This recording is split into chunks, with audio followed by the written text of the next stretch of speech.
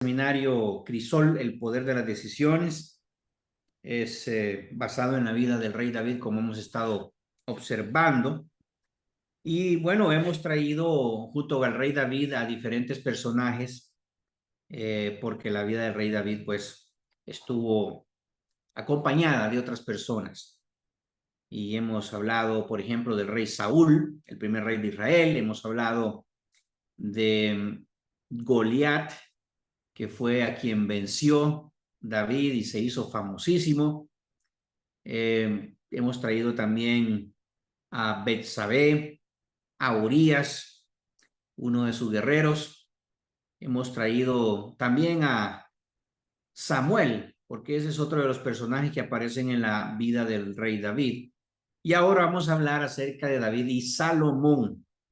Y ya sabemos que Salomón es su hijo. Salomón significa paz, dijimos. Dios le puso otro nombre, Jedidías, amado de Dios, amado del Señor. Qué bonito nombre, ¿no es cierto? Por lo menos el significado, ¿verdad? Jedidías.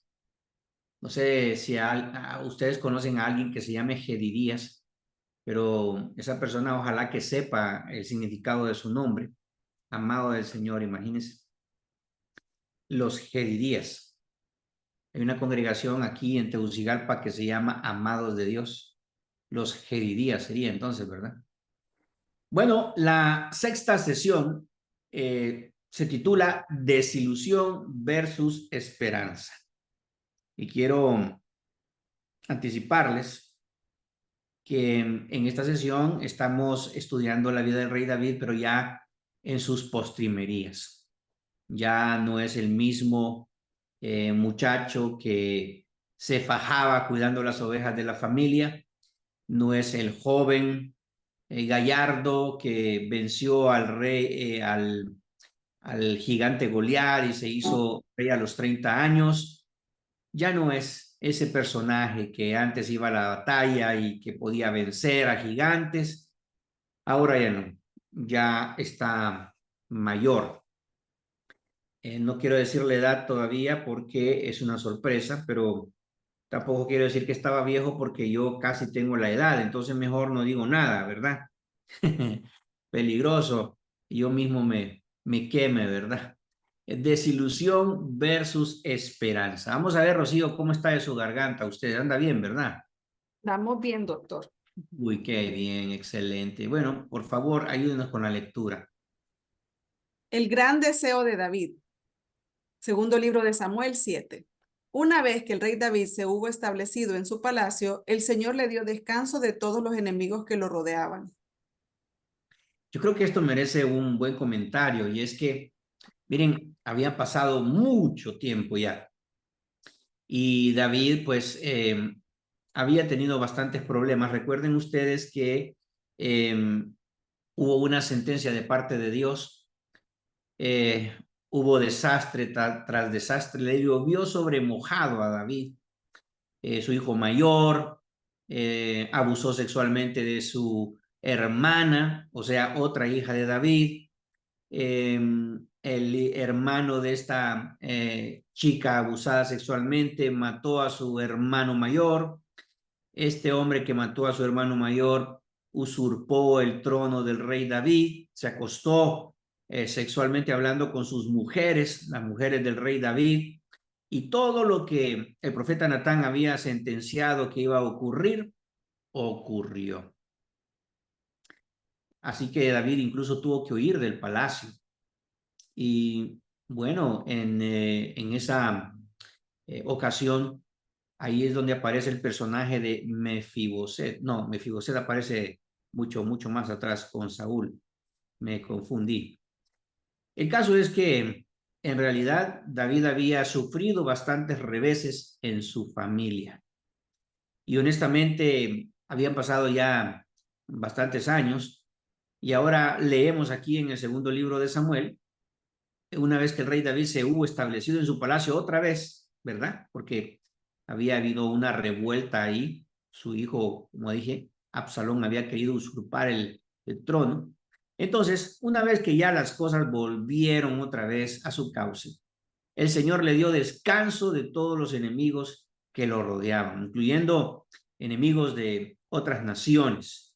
Así que ese es el comentario que yo quería decir. Rocío, por favor, sigamos leyendo. El gran deseo de David, segundo libro de Samuel 7. Entonces el rey le dijo al profeta Natán, ¿cómo puedes ver? Yo habito en un palacio de cedro, mientras que el arca de Dios se encuentra bajo el toldo de una tienda de campaña.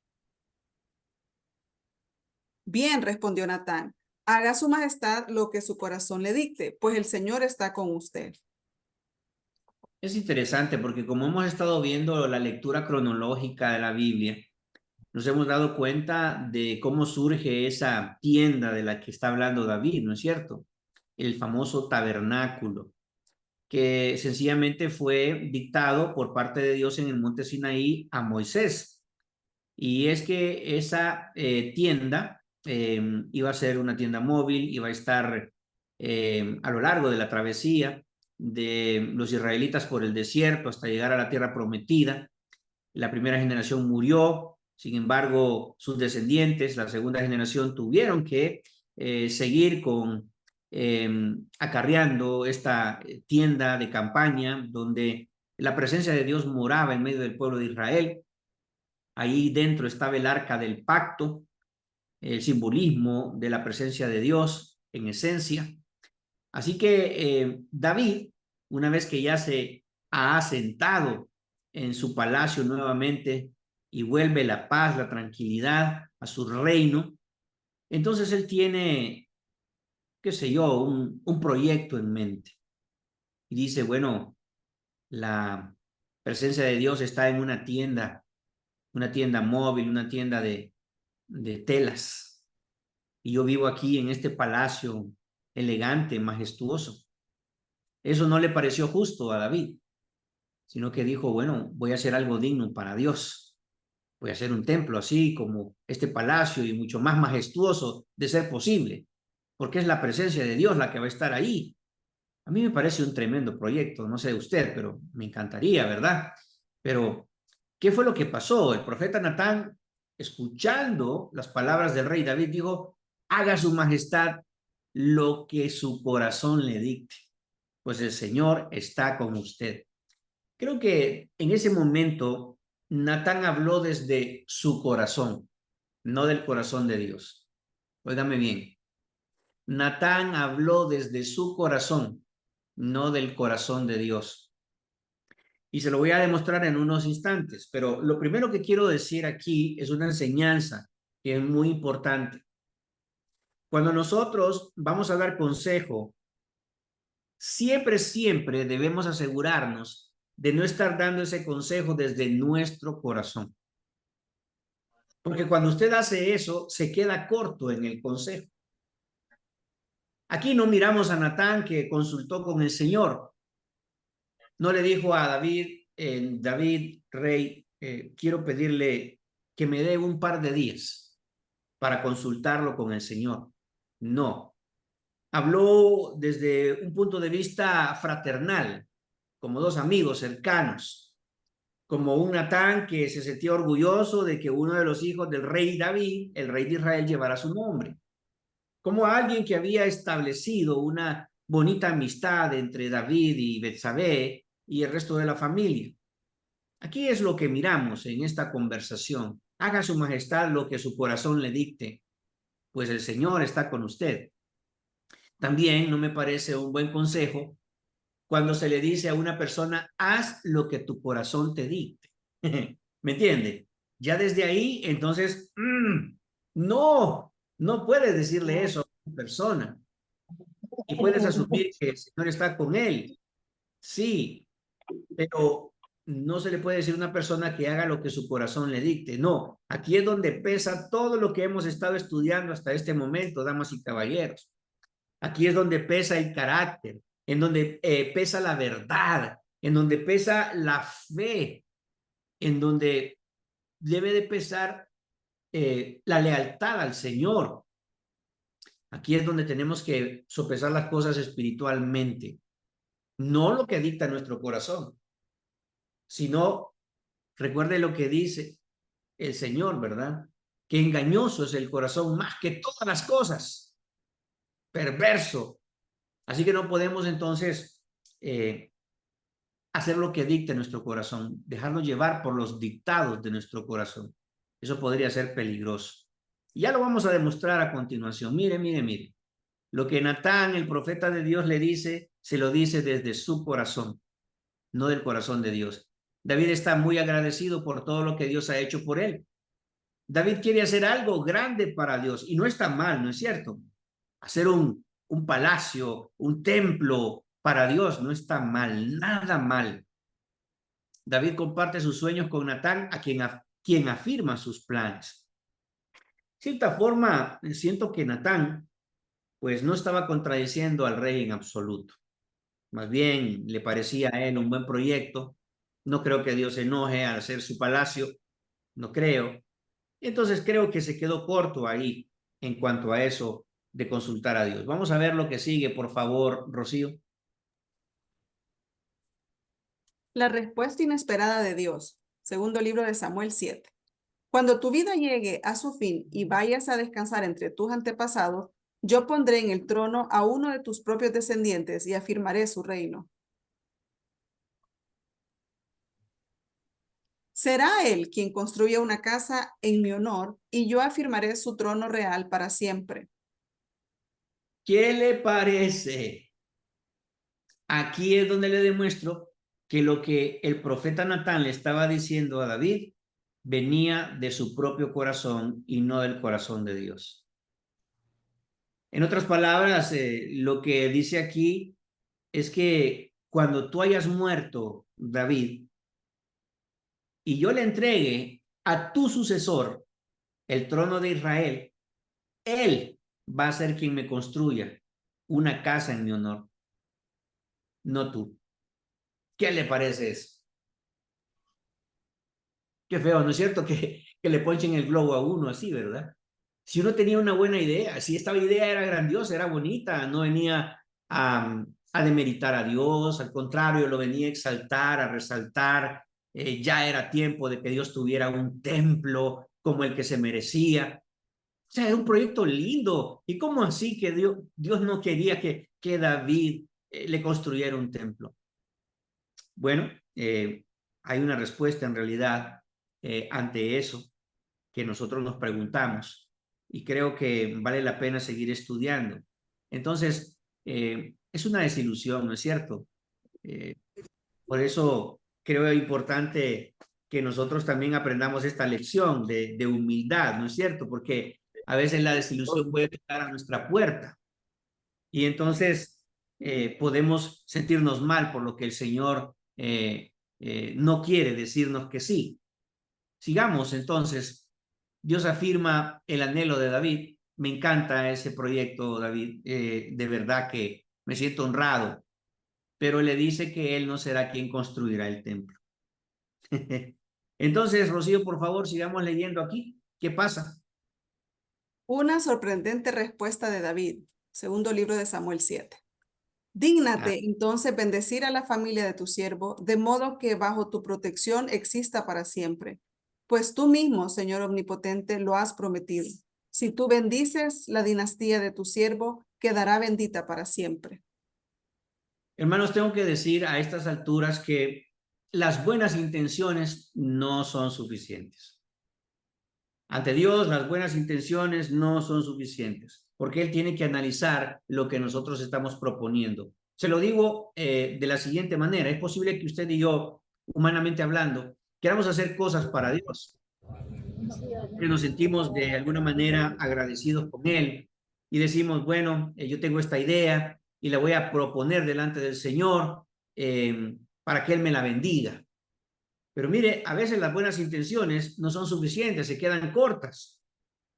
Y le voy a decir dos cosas contundentes que debe entender. Primero, que hay planes nuestros que Dios no aprueba.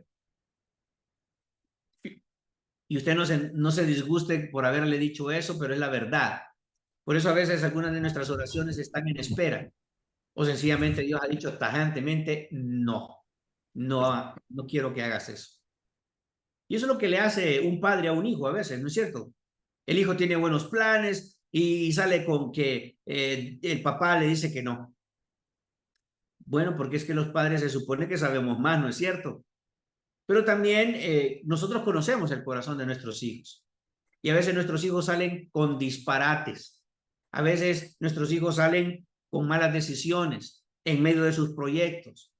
O nuestros hijos no han pensado en los pros y los contras lo suficiente. Bueno, David, siendo hijo de Dios, igualmente era un hombre como nosotros.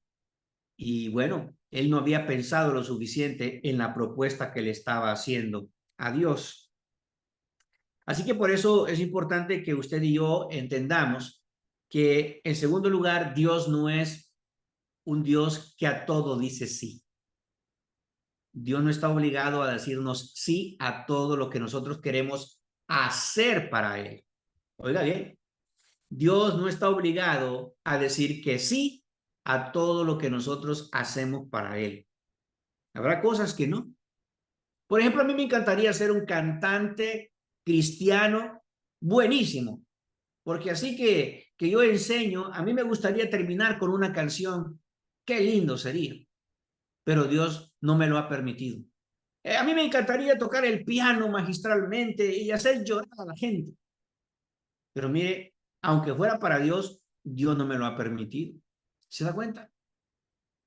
Entonces, hay cosas que nosotros queremos hacer para Dios, pero Dios no nos las permite. Y Él sabe por qué no nos la permite.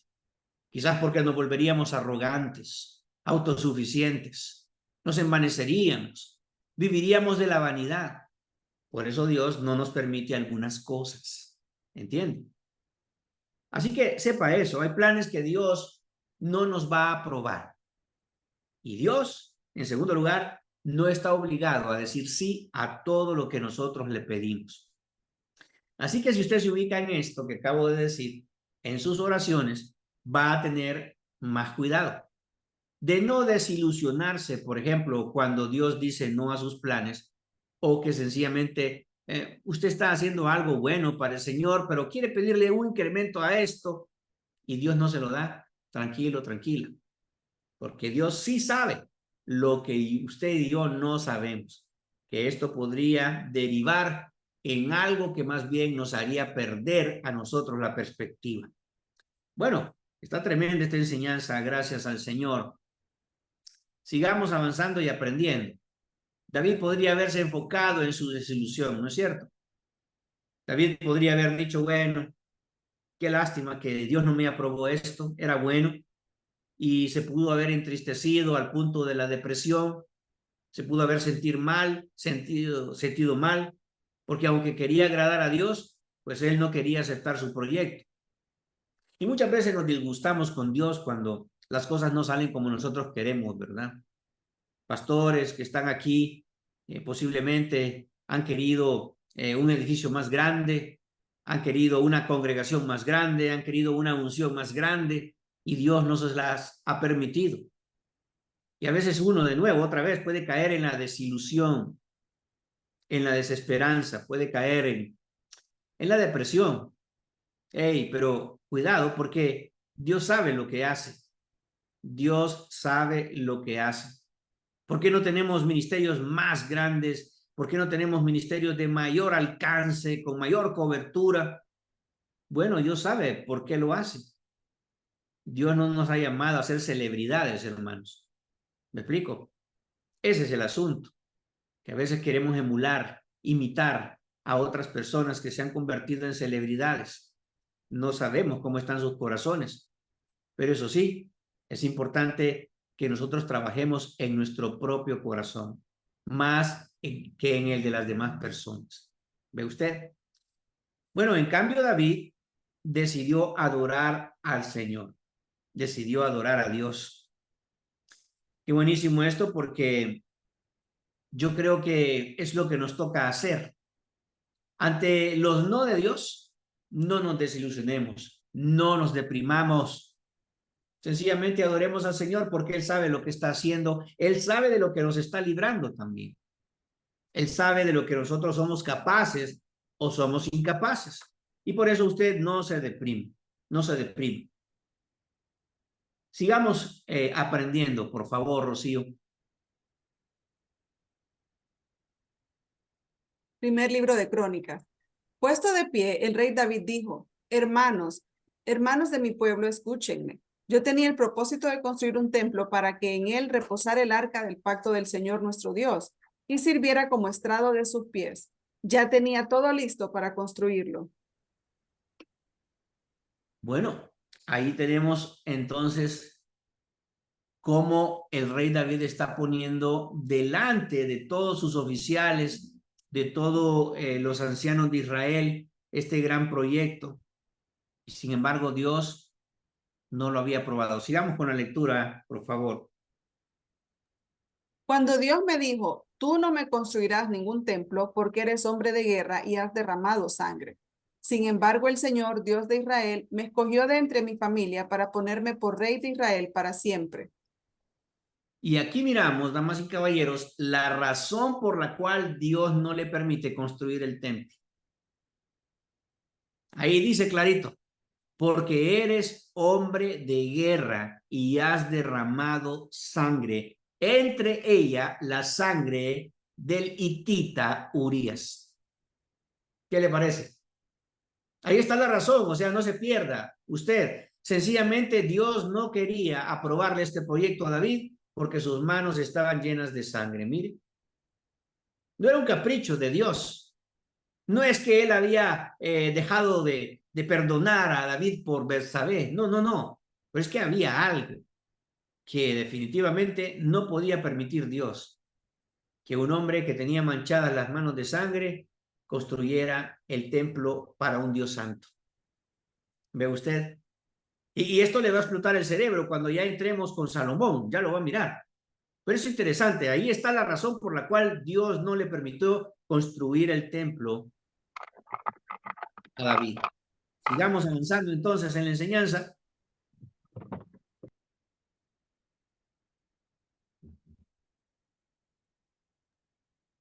En efecto, él escogió a Judá como la tribu gobernante. De esta tribu escogió a mi familia y de entre mis hermanos me escogió a mí para ponerme por rey de Israel.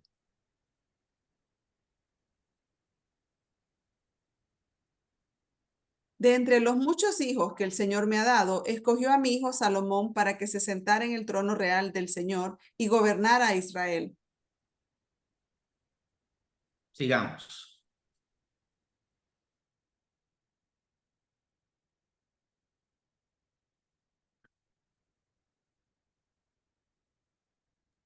Dios me dijo: será tu hijo Salomón el que construya mi templo y mis atrios, pues lo he escogido como hijo y seré para él como un padre.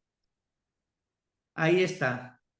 Entonces, Dios le está explicando a David. Ahora sí. Resulta que Dios había dado su opinión sobre el proyecto. Cuando Natán le dijo a David, haz lo que te dicta tu corazón, no se había consultado a Dios. Pero cuando se le consultó a Dios, inmediatamente Dios dijo tajantemente no.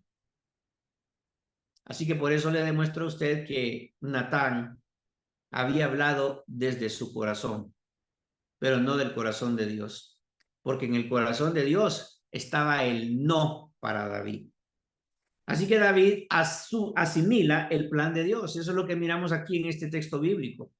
Primer libro de Crónicas 28 del 2 al 6, que David está asimilando el no de Dios y está asimilando el nuevo plan que Dios tiene para él. Y en el nuevo plan, Dios escogió a Salomón, el sucesor de David, para que fuera él quien le construyera el templo. ¿Y por qué? Porque el reproche que le hizo Dios a David es que las manos de él estaban llenas de sangre, porque él había sido guerrero, porque había andado en campañas militares. Pero en el tiempo de Salomón hubo 40 años de paz, en los cuales no hubo guerra, hubo paz. Así que el nuevo rey, el tercer rey de Israel, Salomón, era un hombre de paz. Recuerde cómo se llamaba Salomón y significa paz.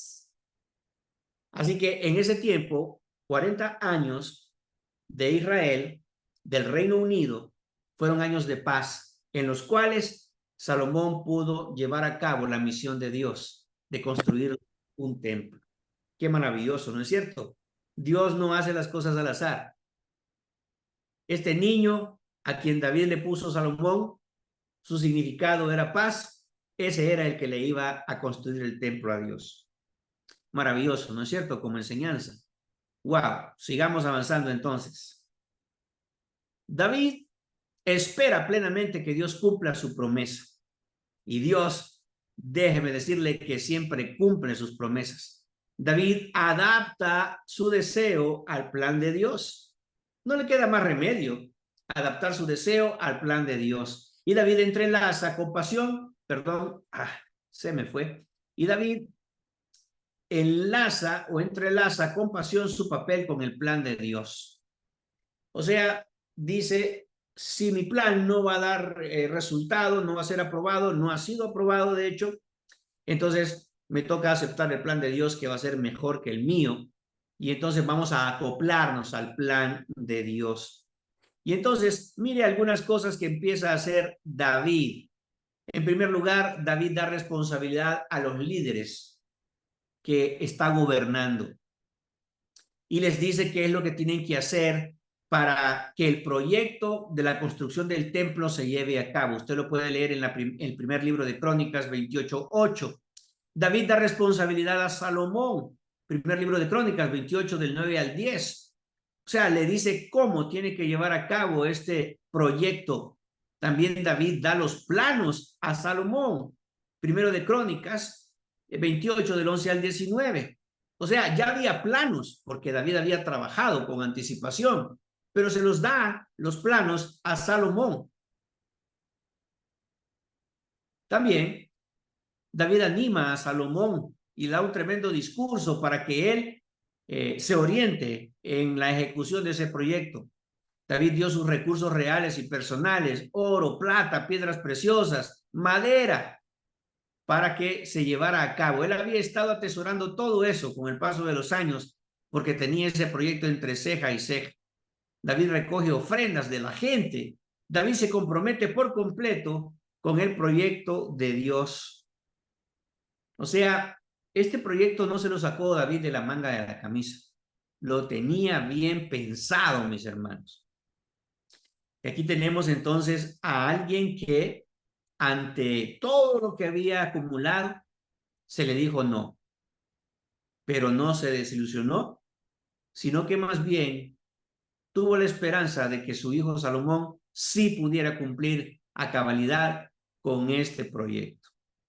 Le recuerdo que David ya estaba en las postrimerías de su vida y entonces ya no le iba a quedar tiempo a él para realizar este proyecto.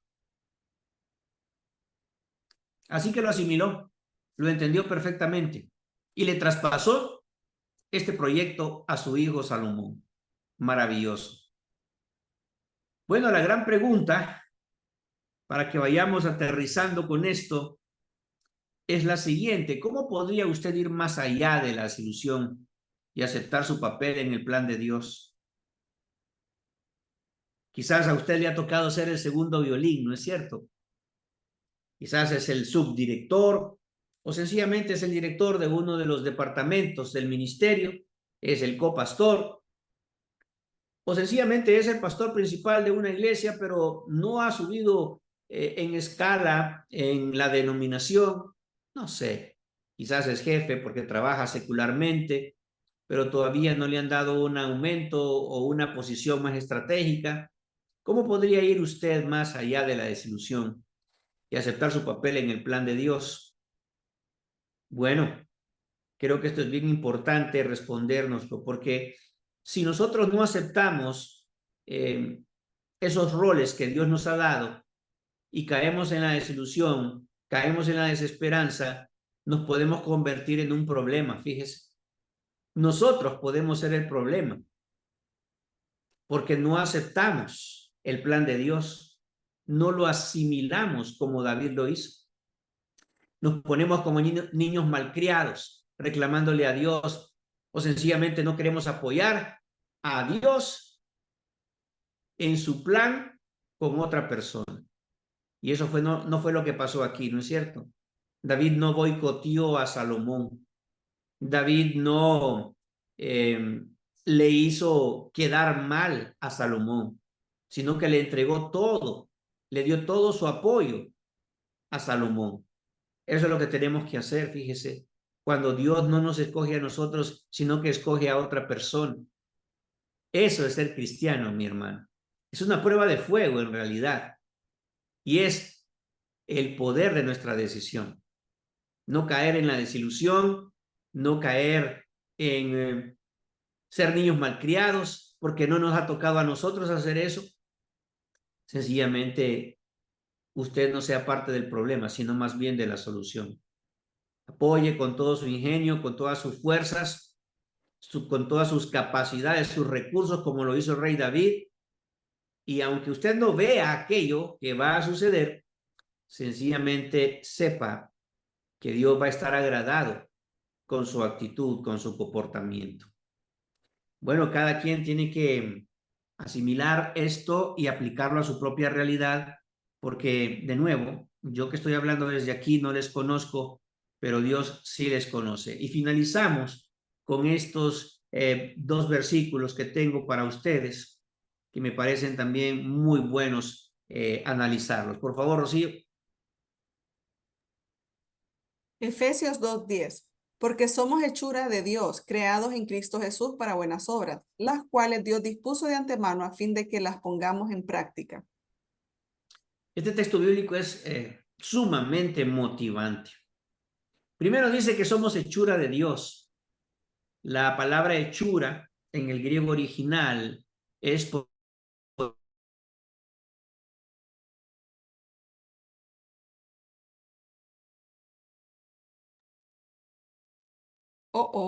Creo que se fue el doctor, ¿verdad? Se nos perdió. Se nos fue el doctor. Ya estamos ya en la conclusión. Oh, sí, algo, creo que se quedó sin internet porque ya me escribió. Permítame un momento.